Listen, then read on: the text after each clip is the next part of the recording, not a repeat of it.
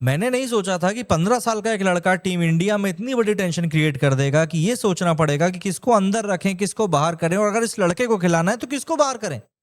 Cricket में talent की कमी कभी भी नहीं रही। मतलब मैंने कभी ये नहीं सुना कि अरे यार टैलेंट नहीं मिल रहा। लेकिन कभी कभी कोई एक प्लेयर ऐसा आता है दोस्तों, जो सिर्फ रन्स नहीं बनाता बल्कि पूरी सिलेक्शन कमेटी के लिए एक सरदर्द क्रिएट कर देता है। एंड इस वक्त टीम इंडिया में वो नाम बन चुका है वैभव सूर्यवंशी का। 15 साल की एज है एंड ऑलरेडी लोग पूछ रहे हैं कि इसको डेब्यू कब मिलेगा।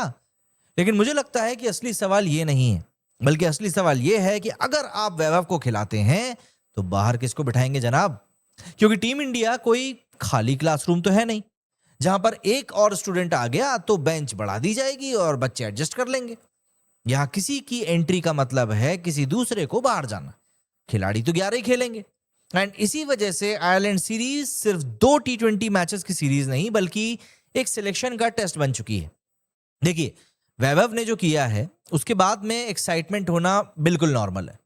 आईपीएल में फियरलेस बैटिंग, फिर इंडिया ए के लिए श्रीलंका ए के खिलाफ 94 रन्स की एक पारी, ऑलमोस्ट 300 से ज्यादा का स्ट्राइक रेट। मतलब ये इनिंग सिर्फ तेज नहीं थी बल्कि ये सिलेक्टर्स के लिए एक मैसेज थी कि अगर मौका दोगे तो मैं प्रेशर हैंडल कर सकता हूं, बड़े मैचेस का खिलाड़ी हूं भाई। एंड ऑनेस्टली आजकल T20 क्रिकेट में सिलेक्टर्स इसी चीज को सबसे ज्यादा वैल्यू देते हैं, फियरलेस इंटेंट। लेकिन इंटरनेशनल क्रिकेट सिर्फ टैलेंट से नहीं चलता, कॉम्बिनेशन भी उतना ही ज्यादा इंपॉर्टेंट होता है। एंड वहीं से हमारी प्रॉब्लम शुरू हो रही है। अगर हम टीम इंडिया के टॉप ऑर्डर को देखें, संजू सैमसन, अभिषेक शर्मा, ईशान किशन, एंड उसके बाद में श्रेयस अय्यर, तिलक वर्मा, यानी जगह कम है एंड हर एक जगह के लिए, हर एक प्लेस के लिए कंटेंडर्स ज्यादा है।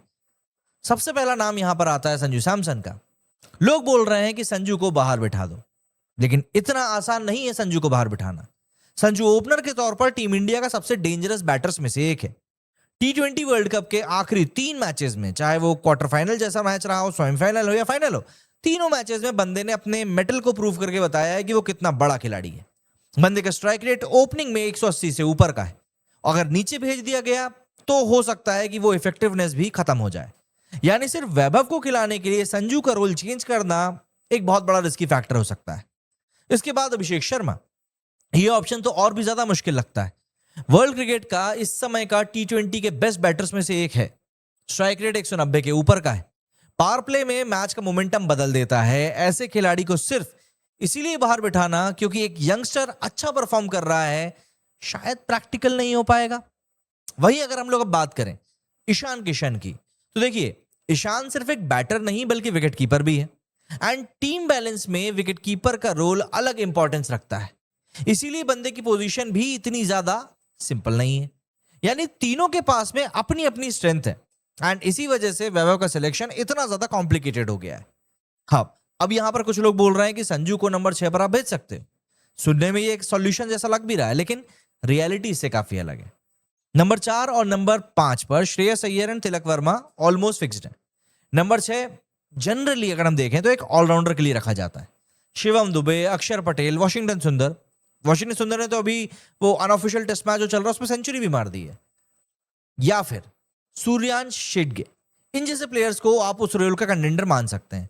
अगर संजू वहां पर खेलेगा तो इंडिया को एक बॉलिंग ऑप्शन सेक्रीफाइस करना पड़ सकता है। एंड T20 क्रिकेट में ये कॉम्प्रोमाइज कभी कभी एन मौके पर बहुत महंगा पड़ जाता है। मेरे हिसाब से सबसे इंटरेस्टिंग बात यह है, चाहे वैभव आयरलैंड में डेब्यू करे या ना करे, उन्होंने ऑलरेडी इंपैक्ट डाल दिया है। क्योंकि जब ड्रेसिंग रूम में 15 साल का लड़का इतनी परफॉर्मेंस के बाद आ जाता है तो एस्टैब्लिश प्लेयर्स को भी पता होता है कि अब एवरेज परफॉर्मेंस से काम नहीं चलने वाला। कंपटीशन ही इंटरनेशनल क्रिकेट का असली फ्यूल होता है।